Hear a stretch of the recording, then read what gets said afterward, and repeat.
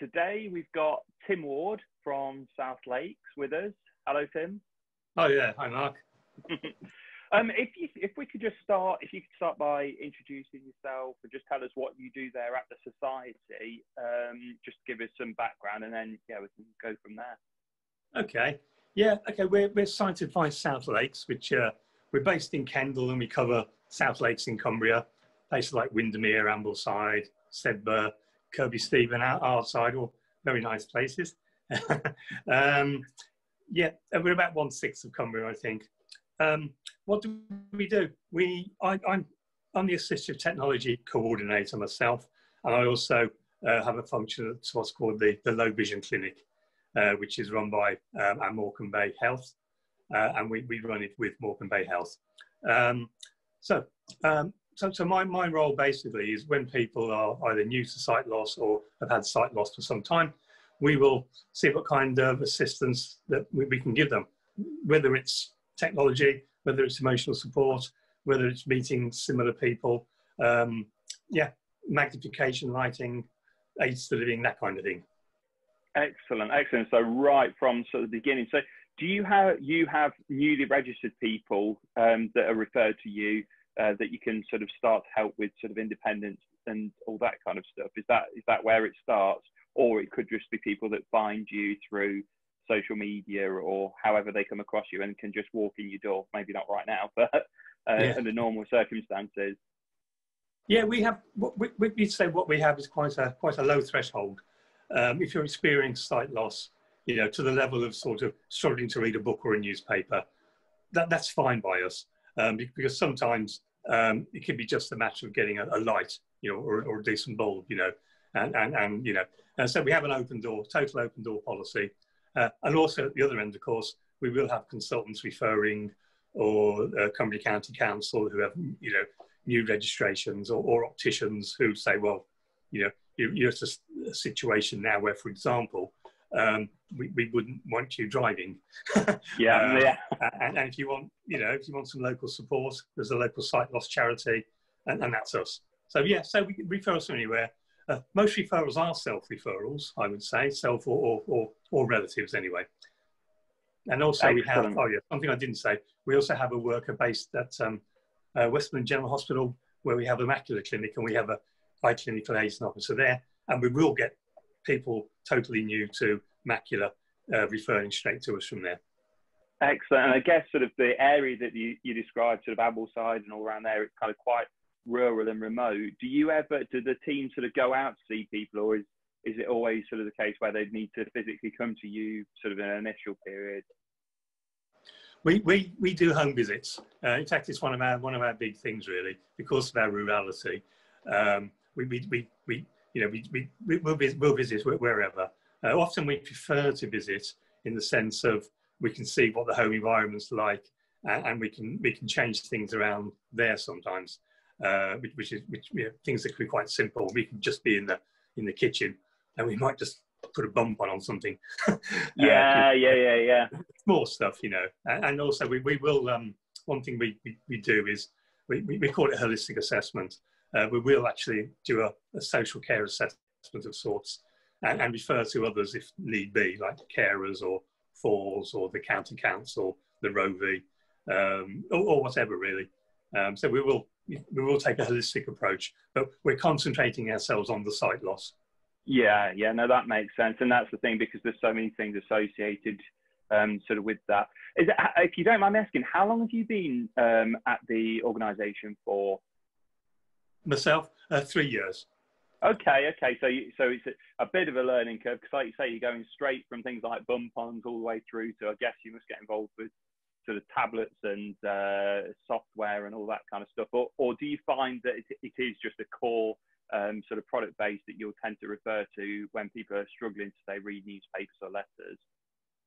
Well, I mean, I suppose, going to what's happened today, I mean, obviously we can't visit at the moment, but I've had two remote calls. One was a writer who's struggling to write, but on the phone I was able to talk to his wife, and we adjusted the Windows 10, so he does control with his mouse, and he makes his words bigger, Yeah, so I'm with you. that was one. And somebody else though who's got cataracts, no interest in technology whatsoever, we're talking USB sticks, talking books, but even that is going to be difficult for it. It doesn't want to do that even. So it can vary. Some people, technology great, it's a quick phone call and you can change their lives.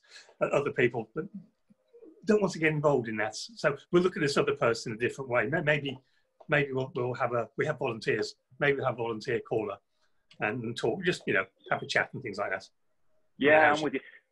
Do you ever get is there ever a situation where you would have somebody who their default sort of reaction or knee-jerk reaction is, oh, I wouldn't really want to get involved with technology, and then when they're sort of shown how simple things are, that they then change their minds? Because I know it's something obviously we come across quite a bit where people say, oh, it's maybe a relative caller, and they'll say, mum and dad, they don't use a computer, they're not very technical, and these kind of things. But the reality is, and I've always said this for years, if you can turn on a kettle, most of the time you can probably turn one of these products on and sort of start to sort of read straight away. But I'm just curious, do you ever come across it, or have you in sort of 3 years, where somebody's maybe quite adamant that they're not going to use technology, and then after a period of time they suddenly realize it's not as sort of terrifying or as difficult as they probably imagined? Yes, it's quite common. I can tell you a story. At the low vision clinic, we had quite a lady, very, very anti-technology. She wouldn't, after having the seeing our optometrist, didn't want to see the technology side at all, waiting for a taxi. But she couldn't go in the room because there were other people there. And so she came in the room to wait for a taxi. And I showed her Alexa. And initially she was quite frightened, because I asked her what her favourite record was. It was some classical thing and whatever. And I said, Alexa, play, I don't know, Beethoven 1912, and it did. And she was absolutely frightened. Initially. But then it turned out she was in sheltered accommodation. They had Wi-Fi. And then what happened next was she bought an Alexa, but that was the way in then. I'm in now. And then she went for a big button phone. And then she actually went for a handheld video magnifier, Oh, wow. Because she realised actually there is something there after all. But that's an extreme story. But if often the handheld video magnifier can be quite. We had a 100-year-old lady, for example, who had a good magnifier, but she couldn't keep up at church with the hymns, and so we lent her a video magnifier, and she was fine. She bought one that's 100 years old. But she wasn't interested in it. So there's ways in, isn't there? You ask people, what is it you want? What is it you can't do? That you really want to do, and then find a solution around that way. I think that's it. I think there's a couple of things there, like you say, focusing on exactly what it is that they want to get out of it. Because nowadays there's going to be few and far between things that problems that people have in their daily life that maybe can't be solved by technology. But then the other angle and the other sort of thing is people like yourselves being willing to sort of share that kind of information about things like Alexas or handheld magnifiers, that kind of thing. I think it's sort of important. This still comes back, I suppose, to the individual there, for the want of a better word, sort of stubbornness to maybe sort of try things, but then maybe the sort of pain or the need isn't great enough. And then when it gets to a point, then they might consider it. But I must admit, I think things like the Alexas, they're such a kind of a low bar. There's such a low learning curve. And as long as somebody can get to grips with the sort of trigger phrase, and now I'm sure everybody's Alexas are all playing Beethoven. That's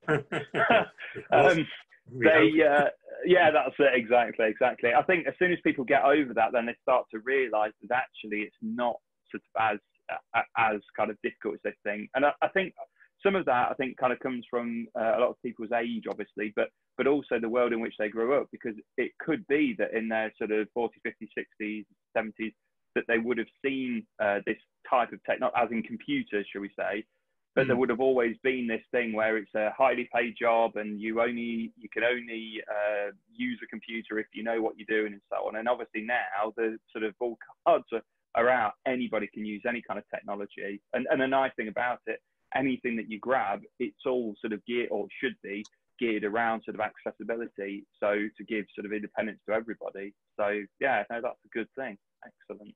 And what would you say, what sort of, because there's me saying that I don't think there's much technology that can't solve most people's problems. What would you say, what's sort of the most challenging part of the job of sort of helping people with assistive technology? Is there something that you kind of either, I don't know, dread, or you think, oh, this is going to be kind of tricky to navigate? Is there any particular challenges, or to rephrase it another way, challenges that you enjoy that people think are going to be impossible to overcome, but yet, yeah, with a simple, say, bump on or something, you can fix that?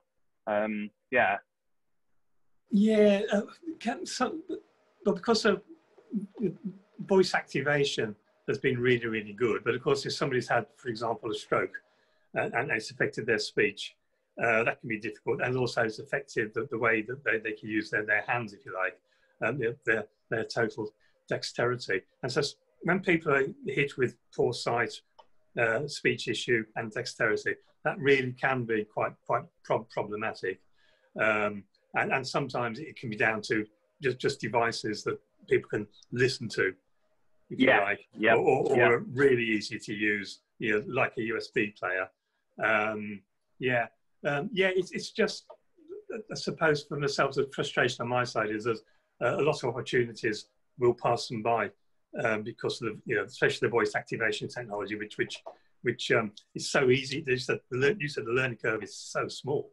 It's 30 seconds, for a lot of people, which is great. But then there are now devices coming out, small handheld devices again, which magnify and talk at the same time. Yeah. And I'm finding that people are actually, because you'd think because it was bigger, because it's actually smaller, people are actually managing to hold a device, like that, and point it and read back, with both their hands. So things are changing for them. There are solutions out there, and things like kettles that boil and just make one cup of tea. Things like that. So there are things that people can use, which are quite simple to use. If you fill your kettle up at 9 in the morning, or get somebody to fill it for you, and all you need to do is press that button. There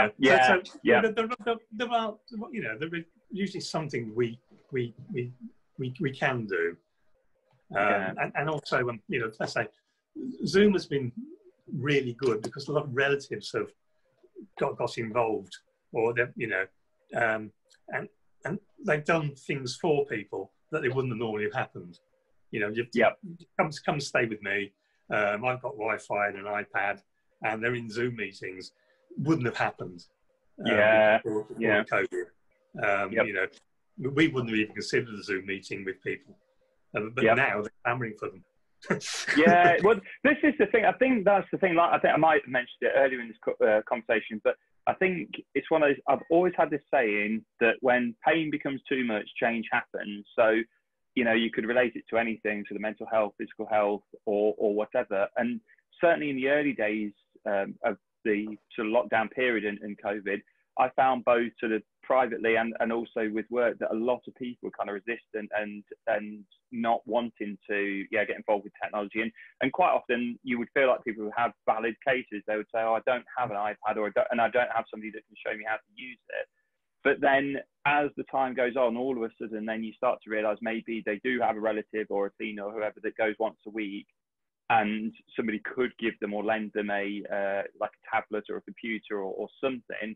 And then all of a sudden, they maybe have had a month or two of not seeing or hearing anybody, and then somebody gives them that kind of technology, and all of a sudden they're kind of up and running, and it becomes the norm. I always remember as a kid, you'd always see like on sci-fi programs, people, looking at their watches and doing video calls, and you think, oh, that will never happen. And you think at 2020, at the start of the year, even going into probably March and April, most people probably in the sort of age bracket that we're talking about, they wouldn't have even considered this, and they'd probably even think, oh, it's black magic. But obviously, as time's gone on, and it's awful what's been happening to people and for those that have been affected by this, but I really do think that there's silver linings in it. And I think one of those is this whole technology thing, because of course it opens people's worlds.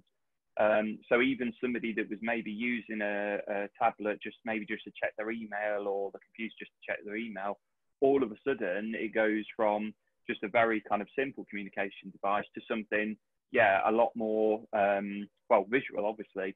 So if people have got problems with things and they need something fixing, they can show the relatives and say, oh, where do I press here? That kind of thing. So now I think it's a really good thing. And obviously we focused a lot here on to the technology because that's kind of what you're involved with. But I guess there's a sort of social aspect to the organisation as well.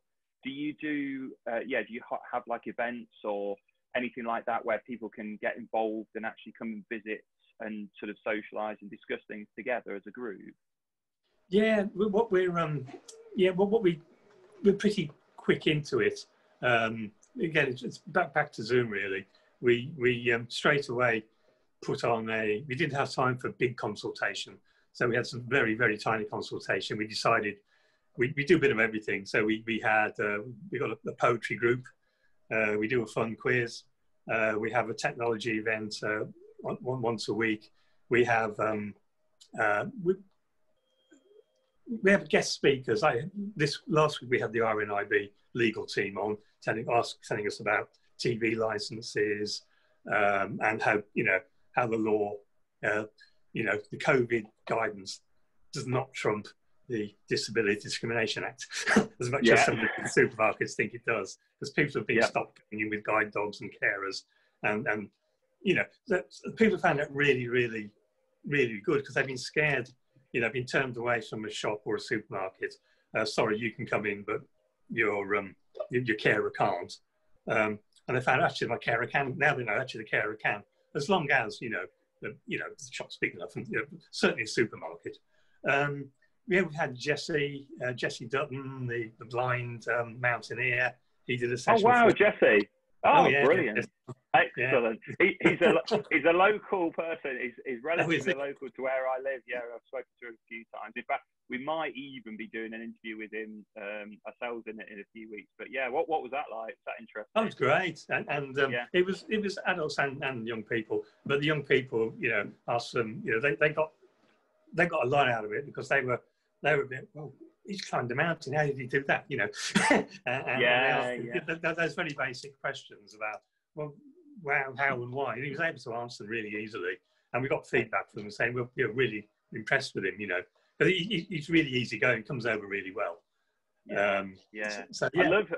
That's the thing. People like that. I think it's so important. And again, I think that obviously was done via Zoom. And I think for things like that, it's such a great opportunity because it really gives people an idea of, even if you have a sight condition or you've got low vision, that there's still like so much that you could achieve, and it's just kind of like one part. So there's obviously a lot of adaptation that's needed for things. But although saying that with Jesse, I think I was reading about him this morning. I think he'd done a climb where normally you would do an on-site, so it would be you would just turn up, eye it up, and then climb up it. But obviously he doesn't even have that, so I think he calls them a non-site climb.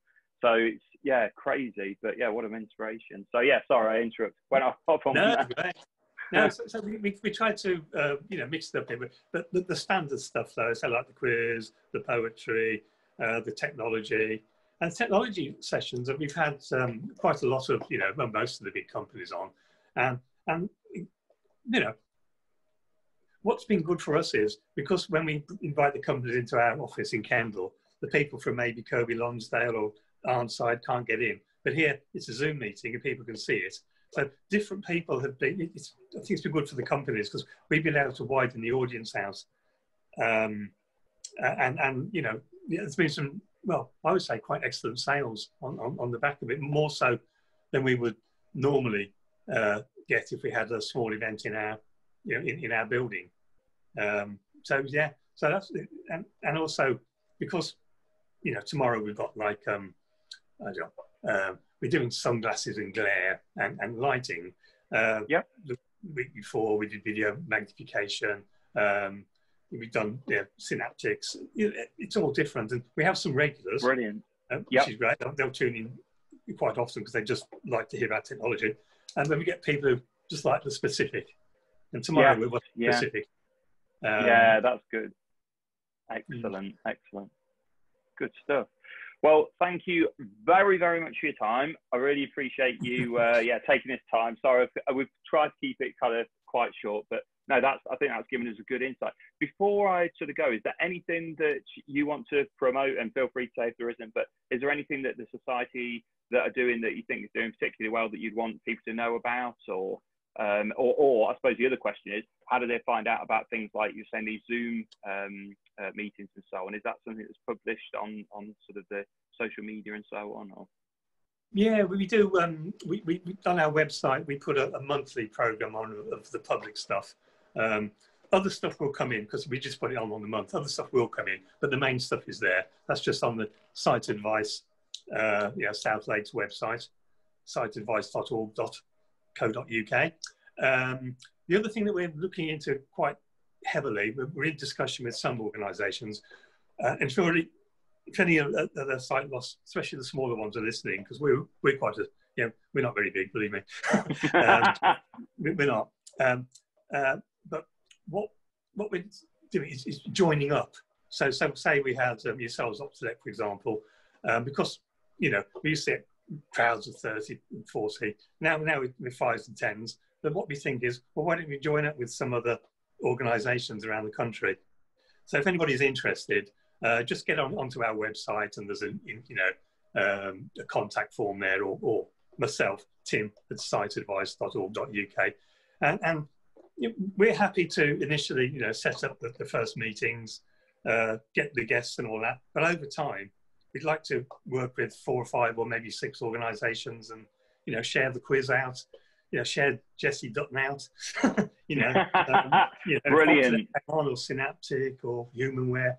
Share that session out. But just have because Zoom has given us a larger audience, and I just think it's time now to join up with other organisations. Absolutely. Yeah. So that's where we'd like to head to for September. So I would like to say that, and we're happy to co-host, or let the other people host. We don't really care. Yeah. Brilliant. No. That's good. That's good. I think it's so important, like, to share knowledge, and like you say, when you have these sort of smaller societies dotted around the UK, I think that, again, going back to what we've been talking about, all this Zoom and everything, it kind of brings people together. And if you've got ideas worth sharing, then it's a great thing. So that's good. Excellent. Right. Well, we'll leave it there. But thank you very much for your time. Really appreciate it. And no doubt I'll see you in real life at some point soon. You will. Okay, thank you. Thanks Take care. Cheers. Bye.